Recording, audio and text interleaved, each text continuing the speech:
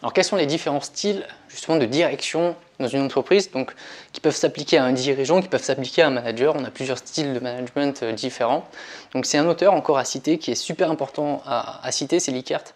Et vous avez de fortes chances de le citer parce qu'on peut vous demander dans une étude de cas, selon vous, quel est le style de management du dirigeant de l'étude de cas.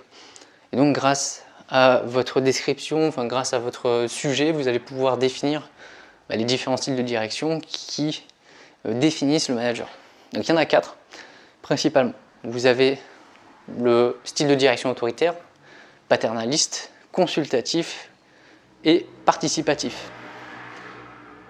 Donc il y a plusieurs facteurs d'influence justement sur ces différents styles de direction.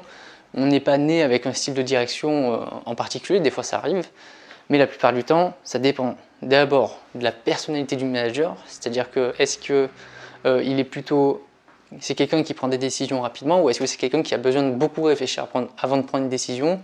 Ça dépend bien sûr de son expérience professionnelle, de ce qu'il a déjà vécu. C'est peut-être qu'un manager plutôt jeune et un qui est plus âgé, il aura forcément plus d'expérience et donc il pourra adapter ses styles de direction en fonction des personnes. Et des fois, en fonction de son milieu social, etc., on a un style de management qui est plutôt plus mis en avant qu'un autre.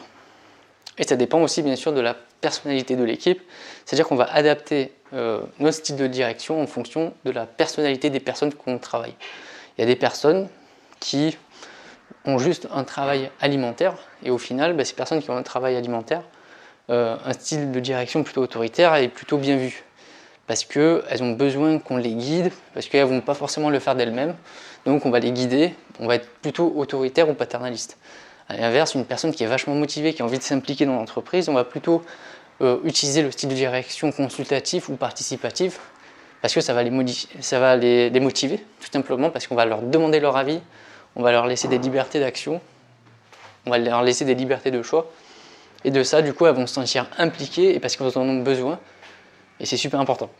Donc vous l'aurez bien compris, les différents styles de direction, ça va dépendre du coup du degré de confiance dans nos collaborateurs, ça va dépendre aussi sur ces différents styles de direction de est-ce qu'on accorde de notre confiance, est-ce qu'on fait participer les équipes à la prise de décision ou pas.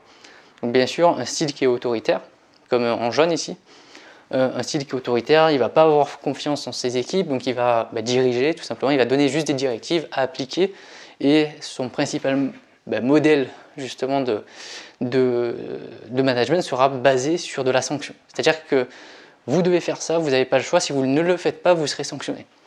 Donc ça c'est principalement pour les personnes directives. Pour les personnes paternalistes, c'est un peu différent.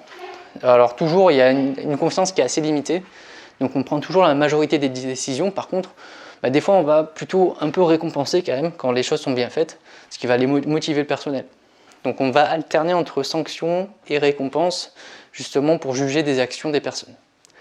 Le style consultatif, comme son nom l'indique, on va consulter justement son équipe quand on va prendre une décision. C'est-à-dire qu'on on a un projet, on doit prendre une décision stratégique, soit pour mettre justement un projet en place, ou sinon pour rectifier un problème. Et plutôt de prendre une décision seule, on va consulter tout le monde, on va dire un peu qu'est-ce que vous en pensez.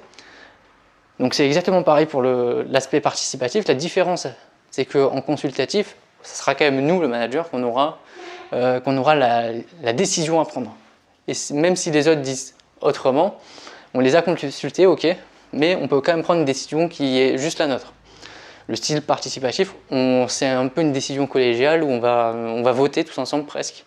On va prendre une décision ensemble, et même si on n'est pas forcément d'accord, comme c'est une décision qui a été prise ensemble, on va suivre cette décision.